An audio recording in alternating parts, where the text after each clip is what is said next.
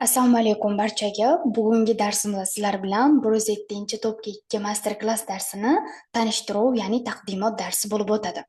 Bugungi darsimizda, ya'ni aynan tashkil qilinayotgan topik master-klass darslarimiz kimlar uchunligi haqida ham bir to'xtalib o'tamiz. Ya'ni avvalo mana shu master-klass darsimiz kimlarga tashkillangan? Ushbu darslarimiz 3-darajani olmoqchi bo'lgan, 3-darajaga tayyorgarlik ko'rmoqchi bo'lgan o'quvchilarimizga va bularni darajalari Soltay Hango darajasida oladigan bo'lsak, 3B gacha yakunlab olgan o'quvchilarimiz uchun 3-darajaga tayyorgarlik ko'radigan o'quvchilarimiz uchun tashkillangan. Ya'ni master klass darslarida odatda 3 va 4 ga tayyorgarlik darslari bo'lib o'tadi. Va endi 4-darajaga tayyorgarlik ko'rayotgan o'quvchilarimiz uchun Soltay Hango sujunida, ya'ni darajasida ko'radigan bo'lsak, 4B gacha yakunlagan o'quvchilarimizni 4-darajaga 3 va 4 ga tayyorlov gruppasi hisoblanadi. Master klass darslarimizda o'quvchilarimiz, ya'ni birinchi marta to'pga kirib, Soltay, ya'ni koreys tili bazalarini 3 ga 4 ga yetadigan qilib shakllantirib olgan o'quvchilarimizni to'pga tayyorlov, ya'ni birinchi marta master sifatida, ya'ni o'rganib to'pga kiradigan o'quvchilarimiz uchun tashkillangandir. Va endi mana shu master klass darslarimizda aslida registratsiya yozdagi 107-topik imtihoni 12-mayda bo'lib o'tadi, lekin agarda xuddi shu vaqtda boshlaydigan bo'lsak topik master klass darslarini, belgilangan taqvimga ulgurmay qolishligimiz mumkin. Shunga biroz ertaroq, ya'ni o'zi darslarimizni birozdan keyin o'tilajak taqvimlarni qisqacha ko'rib chiqamiz. Xuddi shu vaqtda belgilangan rejalarimizni bajarishlikka ulgurmay qolamiz. Shunga sal ertaroq, ya'ni mayni kelasi haftadan darslarimizni boshlaymiz, lekin registratsiya esa 12-mayda boshlanadi. Xo'p, endi keyingi ko'radigan bo'lsak, bu yana kimlar uchun deyilgan nuqtada kuniga minimum chveso eng kamida 2 soat vaqti bor. Ya'ni 2 soat to'pga tayyorgarlik uchun vaqt ajrata oladigan, eng kamida xuddi shunaqa vaqti bor bo'lgan o'quvchilarimiz uchun. Sababi bu guruhda turar ekansiz, mana shu master klass guruhiga yozilar ekansiz. Siz u yerdagi natija faqat o'zingiz uchun emas, ana shu yerdagi ustozni ham bir yelkasidagi, zimmasidagi vazifa bo'lib qoladi. Shunga ana shu guruhda turib, boringizni berib, bor vaqtingizni, bor fokusingizni qaratib o'qishligimiz kerak. Ya'ni kuniga minimum 2 soat vaqt davomida topik uchun vazifa beriladi va bundan tashqari bo'lgan vaqtimizda balki 1 soatdir, balki 1,5 soatdir, har xil vaqtda qo'shimcha o'z ustimizda ishlab turishligimiz kerak. Sababi birinchi marta topga kirayotgan o'quvchilarimiz yoki hali daraja ololmayotgan o'quvchilarimiz bo'ladigan bo'lsa, ko'proq mashaqqat, ko'proq vaqt talab qiladigan darajadir. Sababi kimdirlar misol uchun ba'zan bo'lib qoladi, 147 bilan endi bu yog'ida ustoz, men 4 ga tayyorgarlik ko'rmoqchiman deydiganlar bor. Bularning holatida endi o'rtacha harakat qilsa ham, sal harakat qilsa ham 4 ga chiqishlik ehtimol katta. Lekin hali biror marta daraja olmagan, birinchi marta kirayotgan o'quvchilarimizga yanada ko'proq vaqt sarflashlik talab etiladi. Xo'p, endi keyingiday ko'radigan bo'lsak, bu safargi master klass darsini shaxsan o'zim olib boraman va qisqacha o'zim haqida yengil tanishtirib o'taman. O'zi koreys tilini bir necha yillar oldin boshlagandim o'rganishlikni. Asosan mutaxassisdan, haqiqiy koreys tili ustozidan o'rganib, poydevorni mustahkamlash yilim bu 2020-yilda boshlangan va 2 yil davomida mana shu Jambuk koreys tili maktabi 2020 da tashkil qilingan bo'lsa, xuddi shu Jambuk koreys tili maktabida onlayn qayta mustahkam holatda o'rganib, 2 yil davomida 6-etapgacha yakunlab olgandim. Va undan keyingi esa 2021-yildan boshlab onlayn darslarni o'chlikni boshlaganman va bu vaqtgacha bo'lgan, aytaylik, nimaga topik topshirmagansiz yoki nimaga topik bo'lmasdan turib dars o'tgan hozirgi holatga qarab bir boshqacha ko'z bilan qarashlik mumkin. Bir necha sabablari bor. Aynan nimaga topik topshirmaganligim, aynan registratsiya qilish juda ham qiyin bo'lgan davrlar, qiyin edi. Bir necha shilpay bo'lib, muvaffaqiyatsizlik bo'lgan topik registratsiya vaqtida. Shunga registratsiya qilib bo'lgandan keyin 2022-yil birinchi marta topik 2 topshirganman. Birinchi marta topshirganman. Shunda topik 4 daraja chiqqan va undan keyin yana topik 4 daraja topshirib va 2023-yilda esa Yanada ko'p daraja so'zlarni ko'p daraja bo'yicha mustahkam holatda o'qib, 5 daraja va yilning oxirida esa xuddi shu darajani 6 darajaga ko'targanmiz.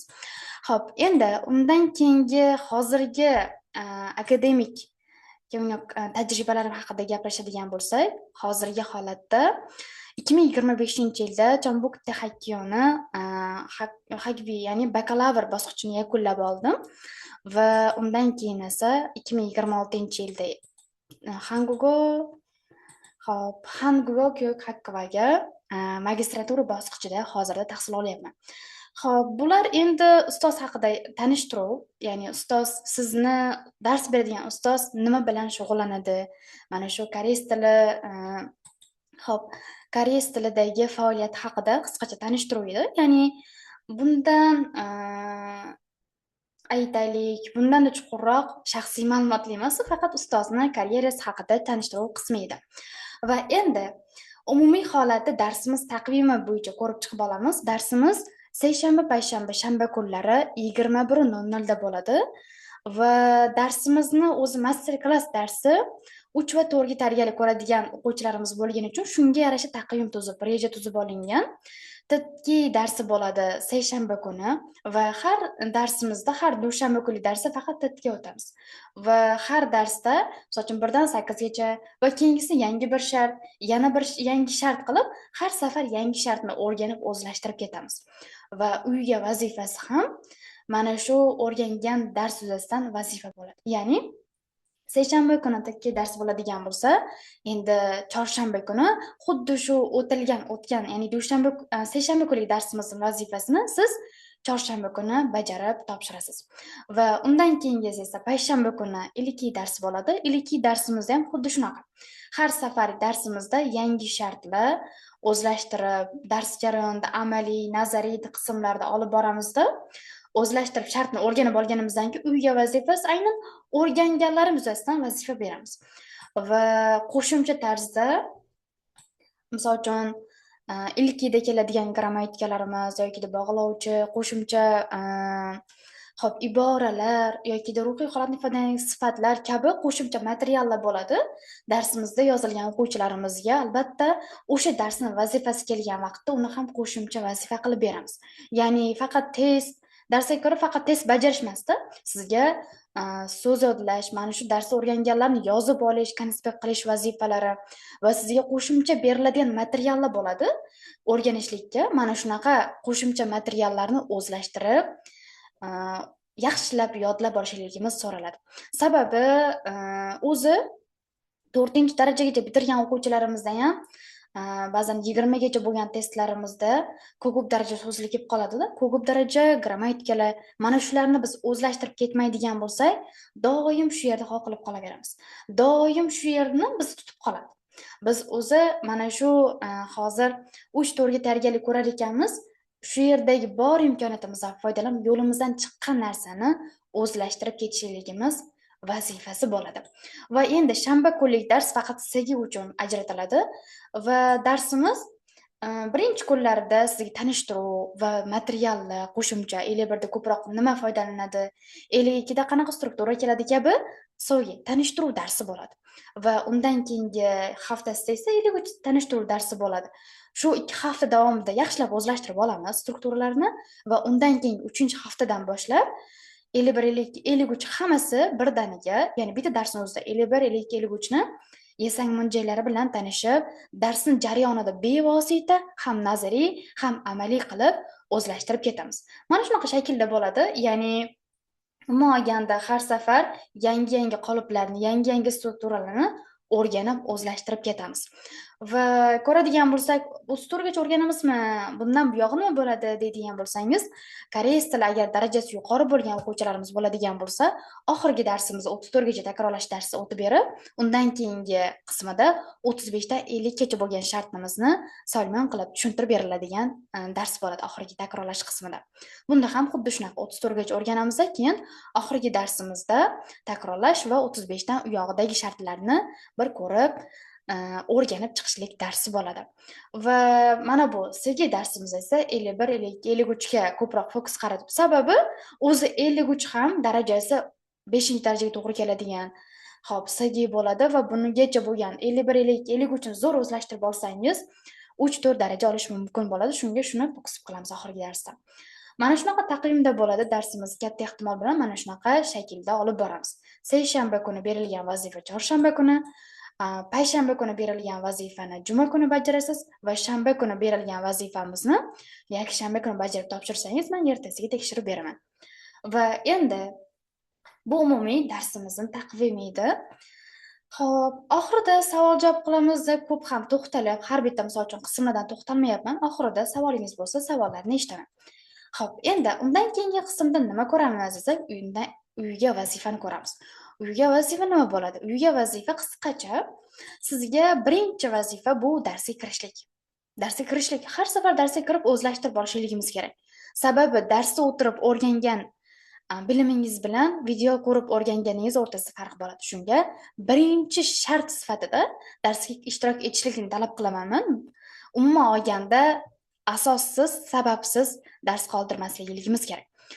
O'zi qisqa vaqt, 2 oy muddatga belgilangan o'z rejalarimiz, vazifalarimiz hammasi har kunlik ishimiz bor, belgilangan vaqtimizda qilishligimiz kerak. Shunga hammasini joyida qilishligimiz so'raladi. Va undan keyin mabodo uzrli sabab, sog'lik muammosi, jiddiy bir asosli sabab bo'lsa, darsga kira olmasangiz, darsning videosini ko'rib yetkazib olishligimiz kerak. Va undan keyingisi bu umumiy uyga vazifa, lekin har bitta darsda, har bitta darsimizdan keyin vazifalarni batafsilroq tushuntiraman, chunki sal o'zgarib turishligi mumkin. Asosiy umumiy holati darsda o'rganganlarni, misol uchun shartga doir, misol uchun test bajaramiz, uyga vazifada ham, misol uchun 1 dan 12 gacha o'rganib chiqqan bo'lsak, uyga vazifa xuddi shu o'rganganlarimiz yuzasidan test bajaramiz. Mustahkamlash uchun mana shunaqa shaklda bo'ladi va test etish davomida chiqqan so'zlarni, grammatikalarni albatta yozib, o'zlashtirib olishligimiz kerak. Daftarga shunchaki ba'zan yozib tashlab qo'yishadi. O'zlashtirdingizmi? Yo'q, ustoz, endi. Yo'q, endi bilan imtihon o'tib ketib qoladi-da. Siz yozib qo'ygan narsangiz o'zingizniki bo'lishligi uchun albatta o'zlashtirib yodlab olishligimiz kerak. So'z bo'ladimi, grammatika bo'ladimi? Bu asosiy vazifalardan biri.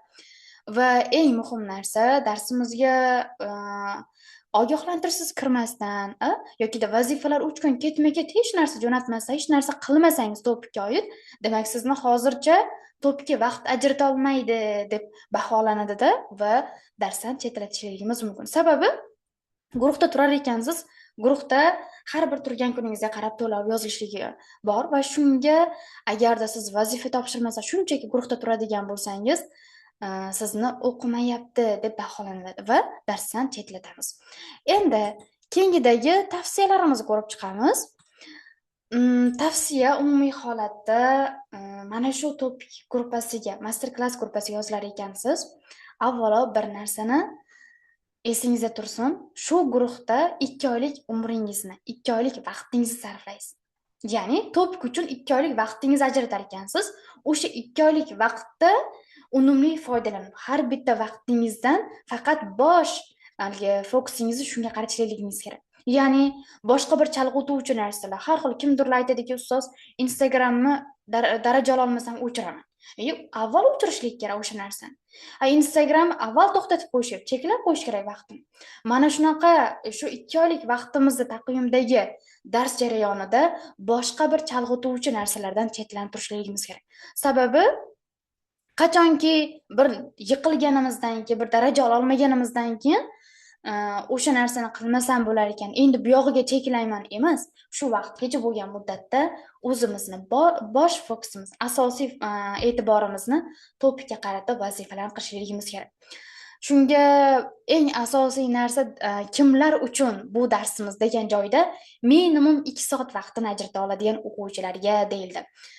Har xil misol uchun TikTok ko'rib, Instagram ko'rib, vaqtini besamar o'tkazib, vaqtim yetmayapti deydiganlar uchun emas bu. Sababi bu guruhda turganingiz biz uchun ham mas'uliyat. O'quvchi natija ola olmasligi o'qituvchiga ham katta stress beradi. Shunga bu guruhda tashkillanayotgan o'quvchilarimizda albatta boshqa bir chalg'utuvchi narsalardan chetlanib turishligimiz so'raladi. Va endi mashg'ulot uchun aniq bir vaqtni belgilab olishligimiz kerak. Misol uchun, Darslarimiz soat 21:00 da bo'lsa, har kuni xuddi shu vaqtda o'tirib dars qilishga odatlaning. Ya'ni soat 9da bir kun dars, bir kun 9da vazifa qiladigan qilib olsangiz, miyamiz ham har kuni bir xil ozuqa olaversa, har kuni bir xil narsa bilan shug'ullanaversa, yaxshi qabul qiladigan bo'ladi. Yaxshi moslashadi. Shunga bir xil vaqtda belgilab olib vazifa qilishlikka odatlanishimiz eng muhimidir. Va eng asosiy holat, misol uchun mustasno bo'lib qolsa, vaziyatdan kelib chiqib, o'zingizni sharoitingizga moslab vazifa qilishligingiz mumkin. Bu shart degani emas, u umumiy holatda bir vaqt belgilab qilishlik eng samaralisidir. Shunga tavsiya deyilgan, shart deyilmagan bu yerga. Va endi keyingisi, daftar tutib olamizdan shu daftarimizga birinchi sahifasiga yozib oling. Men mana shu topik master klass gruppasiga yozilishdan maqsadim 3-darajani qo'lga kiritish yoki 4-darajani qo'lga kiritish deb maqsadingiz yozib qo'ysangiz, har safar o'sha daftarni ochgan vaqtingizda birinchisida turganligi uchun odamga, "Ey, mana bunga qarab tayyorgarlik ko'rsan, bunga tayyorgarlik ko'ryapsan, sen to'g'riga harakat qilyapsan" degan bir mesej berib turadi. Va bizga ko'proq kuch bo'lib, bir eslatma bo'lib turadi. Shunga albatta birinchi sahifasiga mashg'ulot uchun belgilagan vaqtingizni, ustoz, men 9dan 10:30gacha, 9dan 10gacha mana shunaqa vaqtda deylik, taxminan shu vaqtlarda vazifa qilishlikni belgilab oldim. Bu birinchisi. Va undan keyingisi maqsadingiz. Maqsadim 4-daraja olishlik. Maqsadim 3-daraja olishlik deb yozsangiz va mana shu maqsadingizdan kelib chiqib ham qo'shimcha vazifalar berishligi mumkin. Misol uchun, aytaylik, kimdirlar holatida 3 ga tayyorgarlik ko'ryapgan, unga 4ga yarasha bo'ladi, 4ga ketadigan vazifalarimizni bermasdan 3 bilan cheklanaman. Mana shunaqa, aytaylik, siz sahifaga yozgan maqsadingiz bu muhim. Faqat o'zingiz uchun emas, ustoz sizga vazifa berayotgan vaqtda ham shuni hisobga olib vazifa beradi ko'p holatda. Va endi undan keyingisi esa, ana shu darajaga erishsangiz, o'zingizga nima mukofot qo'yasiz, nima jazo qo'yasiz. Mana shu narsani ham yozib qo'ying. Misol uchun 4-daraja oladigan bo'lsam, o'zimga mana bunday mukofot belgiladim. Nima mukofot? Odatda ayollar misol shopping qilish yaxshi ko'radi. Shopping nimadirga shopping qilishlikni. Endi jazo sifatida-chi, hamma o'zini nafsiga yoqmaydigan bir jazoni belgilab olsa. Kimdirlar misol uchun, aytaylik, bir telefonni kechgacha foydalanmasdan tura olmaydigan insonlar bo'ladi. Xuddi shularga jazo bir kun cheklanaman deb yozadigan o'quvchilarimiz ham bor. Endi bu o'zingizdan kelib chiqib, ya'ni o'zingizga nima mukofot bo'la oladi? O'sha 4-daraja olsangiz o'zingizga nima mukofot qilib bera olasiz? Shuni yozingda va endi biz harakat qilayotgan vaqtimizda bu narsa o'zimizga kuch beradi. Miyam har kuni sizga nima deydi? Bu oldingizga kelib ko'tarishi, vazifalar bajarishi deb qo'ymaydi, lekin shu narsani ildizida turtki bo'lib turadi. Mukofot degan narsa ancha samarali narsadir. O'z hayotda har bosqichda, hatto kundalikdagi ishlarimda ham shunaqa o'zimga bir mukofot, kichik mukofot belgilab qiladigan odatim bor. Ya'ni o'sha bir kunlik, aytaylik, bitta prezentatsiya qiladigan bo'lsam, o'sha prezentatsiyani qilib oldimmi, endi yarim soat o'zimga hech narsaga majburlamayman. Kundalik qiladigan juda ham ishlarim ko'pligiga yarim soat o'zimga dam beraman. Mana shunaqa mukofot va jazo degan narsa ko'proq odamga ana shu turtki vazifasini bajarishligi mumkin. Shunga bularni daftar tutganimizdan keyin mashg'ulot vaqtingizni, maqsadingizni, mukofotingizni, jazoyingizni albatta yozib qoldirasiz. Va bularni keyinchalik gruppa, mana shu darsimizdan keyin master klass guruhiga yozilgan o'quvchilarimiz shaxsiydan jo'natsangiz, keyin bunga yana qo'shimcha tarzda bir boshqa bir topshiriqlarni beraman va keyin birgalikda darslarimizni boshlaymiz. Umuman olganda master klass darslarimiz mana bu yozdagi ta'til vaqtida topga olib, sentyabrdan bo'ladigan o'qishda bir ishlatadigan, aytaylik, kimdirlar bir stipendiya olishlik uchun, kimdirlar o'qishga kirishlik uchun kabi maqsadlarda odatda yozda topga tayyorgarlik ko'radigan o'quvchilarimizga qaratilgan, mana shular uchun mo'ljallangan darsdir. Endi bu yog'ida birgalikda sizni qiziqtirgan savollaringiz bo'lsa, birgalikda ana shu savollarni eshitamiz va ko'rib chiqamiz. Savollar bo'lsa, mikrofon yoqishlikka ruxsat beraman va keyin hop, Zoom chat qismida yozib qoldirsangiz ham bo'ladi. Ruxsat berib qo'ydim. Avvalo mikrofon yoqib kutib turamiz, a? Darsimiz yuzasidan qiziqtirgan savollaringiz bo'lsa eshitaman. Mana shu 3-4 tarbiyalik dars yuzasidan. Savollar? Ya Robbim. Mana buni misol uchun umumiy holatda 3-4 tarbiyalik ko'radigan o'quvchilarimiz juda ham ko'p savollar bo'ladi odatda. Avval kirib ko'rmagan yoki hali daraja olmagan o'quvchilarimizda shu darslar qanday bo'ladi, qanday nima qilamiz degan savollar juda ham ko'p bo'ladi. Shunga savollaringiz bo'lsa berib so'rab oling. Savollar bo'lmasa, reksa qoldirsak ham tushunib olaman. Hammasi joyida, tushunyapmiz degan ma'noda. Xo'p, yaxshi. Ha, Asrorbek. Ustoz, assalomu alaykum. Va alaykum assalom. Yaxshimisiz? Alhamdulillah. Hozir topikka registratsiya qilmaganmiz. Endi registratsiya bo'ladi-ku. Mhm. Shunga registratsiya qilmoqchi bo'lib, qiladigan bo'lsak, bu yoqda bilim bazamiz ham ancha muhim rol o'ynaydi. Ha. Shuning uchun oldin bazani mustahkamlagan yaxshimi yoki birovlar topik darslariga kiravergan ham yaxshimi? Bazangiz qayerdaligiga ham, qaysi darajada ekanligiga ham bog'liq. Misol uchun, 3 daraja darsliklarni tugatgan o'quvchilarimiz tayyorgarlik ko'radigan etapingiz 3 bo'lsa, bu yetadi degan. O'rtacha hisobda, taxminan deganda. Endi siz 3 daraja darsliklarni bazangiz bor-u, lekin 4 ga tayyorgarlik ko'ryapsiz. Mana shu o'rinni to'ldirish kerak degan. Tushundingizmi? Haligi sizni holatingizdan individual chiqib, xulosa chiqarib gapirishlik kerak. Shunga umumiy gapiryapman. Sizni holatingizda 3 ga tayyorgarlik ko'rayotgan bo'lsangiz, 3-darajaga mos bazangiz bo'lsa, darsga qo'shilsangiz bo'ladi. Lekin hali yetarli baza bo'lmasa, avvalo o'sha bazani to'ldirib borishligimiz kerak. Sababi har safar bir misol qilib tushuntiraman. Bizni mana bu master klass darslarimizda biz sizga retsept beramiz. Ya'ni ovqat tayyorlash usulini ko'rsatamiz. Sizda masalliq bo'lsa-gina. O'sha masalliqlaringiz yetarli bo'lmasa, doim bir nima kam bo'lib ovqat o'xshamaydi. Ovqat bo'lmaydi. Shunga o'quvchilarga doim koreys tili baza muhimligini tushuntirib kelaman. O'zingizni holatingizdan kelib chiqib, balki ochiqroq tushuntirib bersangiz, yana bir maslahatlashishimiz mumkin.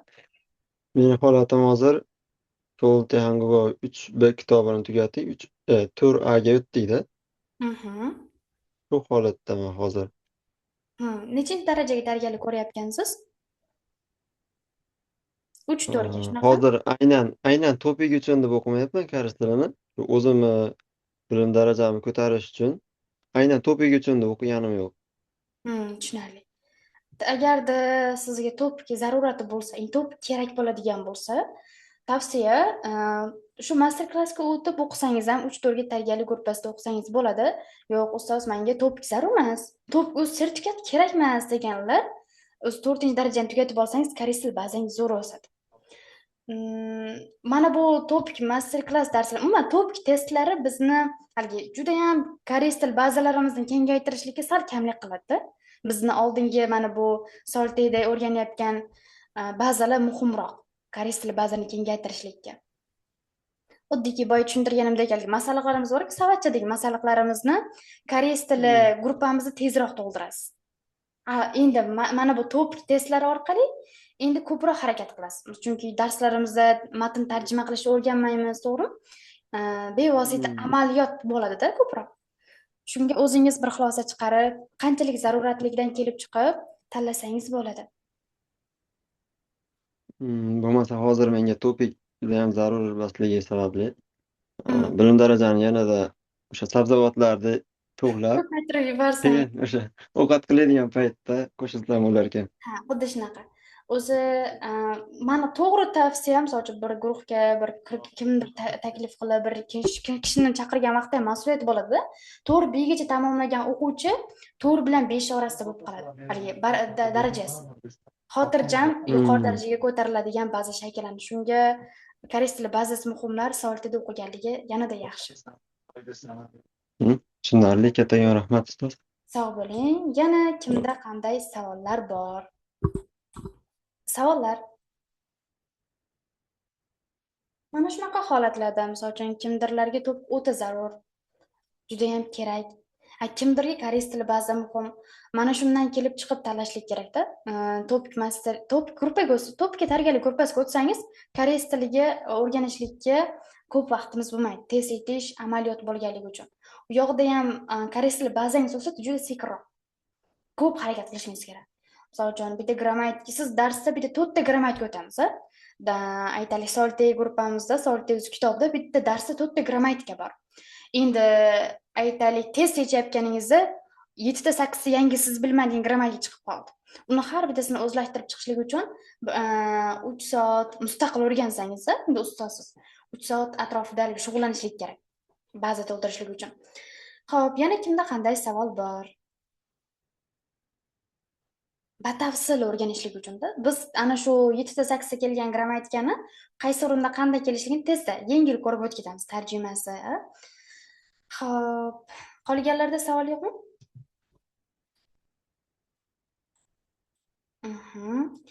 Savollarimiz bo'lmasa, bugungi darsimizni yakuniga yetkazamiz. Inshaalloh kelasi darslarimizda ko'rishguncha sog' bo'linglar.